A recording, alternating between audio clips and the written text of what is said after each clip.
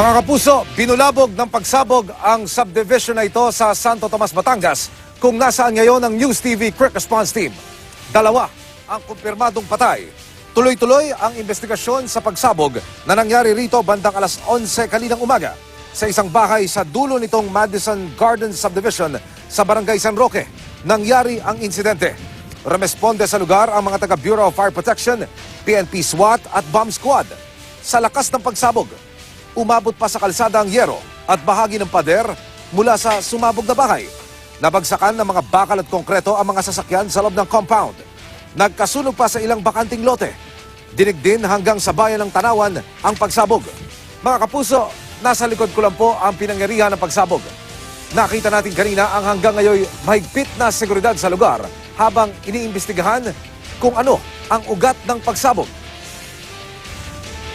Sandali po tayong binigyan ng pagkakataon mga kapuso para ho masilip yung mismong lugar kung saan sumambulat, sumabog yung hinihinalang mga blasting caps. Ayon po sa mga residenteng ating nakausap ay abandonado na raw po ito pero hanggang sa mga sandaling ito, i-verify pa rin ito ng mga polis. Pinalalayo po tayo ngayon dahil hindi pa clear, gaya po ng binabanggit na mga kagawad ng Philippine National Police. Tatalima po tayo sa kautosan na yan habang itinutuloy pa rin ang pagsiyasat hanggang sa mga sandaling ito.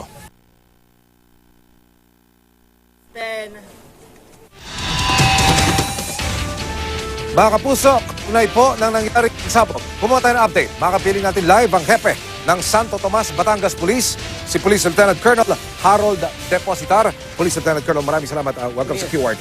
Unang-una, latest po sa investigation ninyo, kaugnay na nangyaring pagsabog. Well, again, as you mentioned, no, meron po tayong dalawang identified na biktima po based sa mga accounts ng kanilang mga anak. Mga nag-survive po yung anak because nasa school po yung tatlo. And yung isa po, yung nandito is lumabas. So, siya po ang nakasurvive doon ng blast. Nasa hospital po siya ngayon and naka-recover naman po yung bata. Lieutenant Colonel, meron na ho ba na ikwento sa inyo itong survivor, yung nasa ospital? Yung panganay pong kuya na nag-aaral lang po dito sa may kumbento, meron pong school dyan, Catholic school. Ang sinabi niya, iniwan niya yung parents niya nandun. And hindi niya actually alam pa yung nangyari, no? Ito yung mga kapatid niya. And tinatanong namin siya kung if is aware, kung alam niya yung mga maliliit na mga blasting cup na mga sinasabing improvised na ito. Pati yung time fuse kung tawagin. Ang time fuse parang ano po yan parang yung tawag dito yung kinakabit mo sa paputok. No, yung pag sinindihan mo, tumatakbo yan and then it will explode. So hindi niya alam. Ang sinasabi lang niya, ang alam niyang trabaho ng parents niya ay ukay-ukay. Na kung mapapansin mo yung blast site, ang daming damit na nagkalat. No, consistent nga po na meron silang ukay-ukay. But beyond that, meron din silang maraming tinatagong blasting caps. Kung saan, ito po mga blasting caps, meron din pong pentax yan. Ito pong pentax naman is a high explosive. No? Yes. Ito pong ginagamit ito is consistent with the use sa mga mining company. Sa pagbablasting. No? So it could be a mining or it could be a quarrying. Kung kailan binabasag ang mga bato o lupa. Or illegal fishing. Yung binabanggit ng mga anak ng mga nasawi, Lieutenant Colonel Depositar, ano daw ginagawa ng kanilang mga magulang bago mangyari ang aksidente o ang insidente? Ang pagkakaalam lang nila, nanonood lang ng TV. Nag-aayos ng mga bahay. Sa inyong tingin, sino ang kliyente nitong mag-asawa kung talagang involved sila sa blasting caps? Investigation po yan. As a matter of fact, meron din tayo nakitang additional na mga blasting caps dyan na hindi pa, unexploded pa. No? And marami tayong wires po dyan nga ng times. Titignan pa po natin. Meron po tayong titignan po natin lahat ng mga documents na ma-recover natin dito. Contracts, receipts, kung may bank accounts, or whatever documentary. Income tax returns, so we'll see where will it point us. Either may nagsusupply sa kanila nito, and of course, this is a backyard industry, definitely this is illegal. At we will find out soon enough, no? Papa-examine din po natin yung mga na-recover nating mga items or evidences And we will see kung saan tayo hahanto. Kamusta, Lieutenant Colonel, ang paghahanap ninyo sa labi po ng mag-asawa? Well, meron po tayong nakitang mga remains na mga fragments. May nakita po tayong scalp na kasama yung hair. Doon po siguro about probably 200 meters away from the side. Ano? Kasi explosion niya pataas kung titignan mo. Okay. No? And yung mga pumutok na yan, actually siya yung nag-cause ng fire nitong mga itong garage natin dito no, kanina. And and then yung remains nung babae is nandun na po, nakuha na po ng funeraria. Hindi po siya nakakuhaan ng buong structure ng katawan. On the other hand, yung lalaki na si Jerwin Salazar, yung malaking lalaki siya, nakita po siya dito sa likod kanina lang. And buo yung katawan niya except yung lower portion ng kanya extremities. Ang na-damage. No? So, it should just probably mean na yung babae yung nandun sa malapit doon sa site. Doon sa area of explosion. Hepe, once and for all, klaruhin natin sa ating mga taga-subaybay. Sinasantabi po ba natin yung anggulong terorismo o kasama pa rin ho sa iniimbestigahan? As of now, hindi po tayo pupunta sa kanyang angulo. But definitely, we will get to the bottom of this. We will try to find out the profile of our victims. Kung sa tingin ko lang dito, I think they are engaged into a commercial. No? Sa dami po nito, parang hindi po ito magagawa ka ng terrorism na isang katutak po na mga blasting caps. Ano? Consistent pa din po tayo. Well, we have initial evidence na may resibo na nag-deposit ng pera doon sa trading na to. That points out to a mining company. Okay. So pero again, it's still under investigation. We cannot name whatever company is that. Sir. We understand.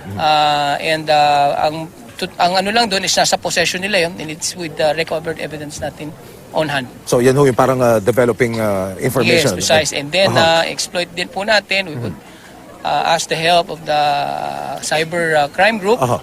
Computer cybercrime para malaman natin, yung exploit din po natin yung mga cellphones na we have recovered sa crimes. Pepe, ang susunod na tanong paano ito nakalusot sa isang subdivision, sa isang residential area gaya po dito? Well, ang pwede natin tignan dyan, yung subdivision naman is not a very exclusive subdivision. No? Medyo maluwag na din. They've been staying here for 2 years.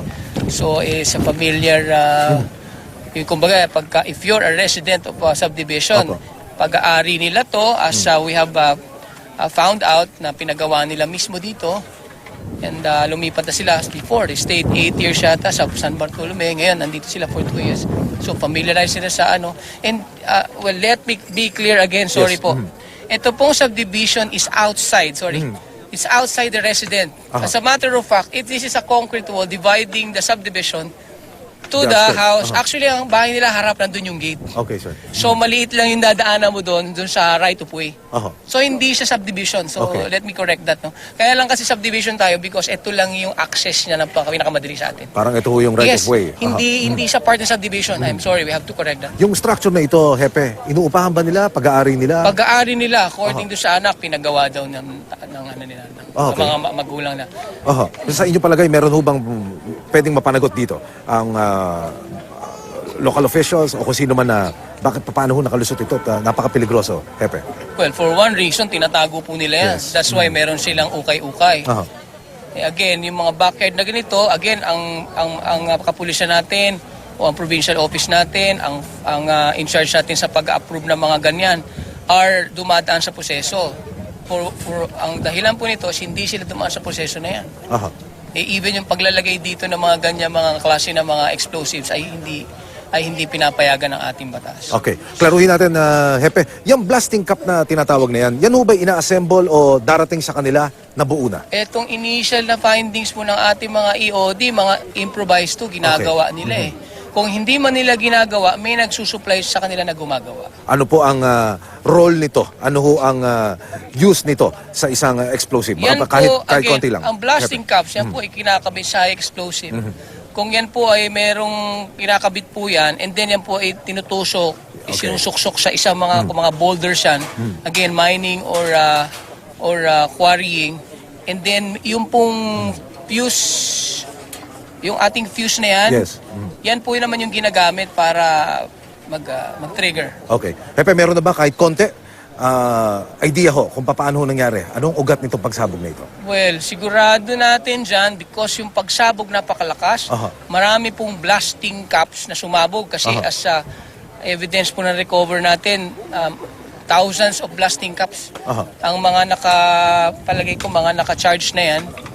No? And siguro nagkaroon ng, sabi kasi ng ating ED, pagka yan ay yung pressure mali, Aha. it will cause an explosion. Aha. And then, ang kasunod dyan, parang ang term nila is...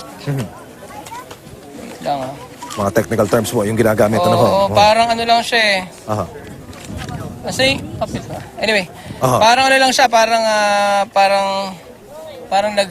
nahawa na siya lahat. Okay. Oo, Hepe, nag-successive na siya. Oo. sa initial information na inyong hawak, matagal na po ba? Buwan o taon na ho nag-ooperate itong structure na ito? We have to still find out. Yes, We have to still find out. Wala pa po tayong ganyang detailed information. Sa inyong palagay, meron pa kaya sa karatig na lugar dito po sa Santo Tomas o karatig na mga barangay na ganito rin ho yung illegal na gawain?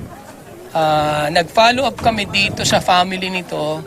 Meron kaming isang finalo up na parang warehouse nila. Yes. And based doon sa nakita natin, nagpunta tayo, tinuro ng anak niya, meron tayong mga nakuha doon na mga ammonium nitrate, yan, mga sako-sako. Okay. So, it could be related to this. Papa-examine pa din natin yan. Suspectedly pa lang naman yun. So, hindi pa natin alam kung ano talaga yung laman. Gano'ng karami, Hepe, itong ammonium nitrate na nakuha? Napakadelikado rin ito para sa isang residential area. Tama po? Supposedly po. Yes. Opo, kasi nasa isang subdivision siya, dyan lang sa kabila. And mga 100 sacks po yan. So ito ay pinaniniwalaan ninyong pag-aari rin ng mag-asawa? Yes, pag-aari nila. Kasi po, pinoint tayo doon ng kanyang anak. And then, napasok natin yan. Nakita natin yung mga sako-sako doon. Pero wala na ho dapat ikabahala pa ating mga kababayan. Wala na Kontrolado po. ito. Secured na po yun. Iko-collectahin na lang po mamaya ng ating mga EOD. It will be taken to a safe area. Okay. As by itself naman, hindi naman po yun nag-explode. Nasa anong stage tayo ngayon, Hepe? At yung mga tauhan nyo, naroon pa ho sa loob. Bagaman, nakuha na ho yung mga labi, Opo, itong mga biktima. Anong ginagawa ngayon? Inilinis lang po natin lahat ng rubbles. We're trying to recover whatever we can. Documentary, gamit ng mga families. Anything that will help us further for our investigation too. Mula ho sa Hepe ng Santo Tomas, Batangas Police, baka meron ho kayong panawagan sa publiko. Feel free, sir. Siguro po, ang isang panawagan, wag po tayong gumawa ng industriya on our backyard na hindi po pinapayagan ng ating gobyerno. Lagi po tayong makipag-coordinate sa ating mga otoridad para po tignan natin kung ang ginagawa ba natin ay tama, ito ba ay safe, ito ba ay ligtas para sa atin po, sa ating pamilya at lalo na din po sa ating mga kapitbahay. Okay. Mga kapuso, ang Hepe ng Santo Tomas, Batangas Police, si Police Lieutenant Colonel Harold Depositar. Lieutenant Colonel, maraming salamat. Magandang hapon po. Thank you, sir.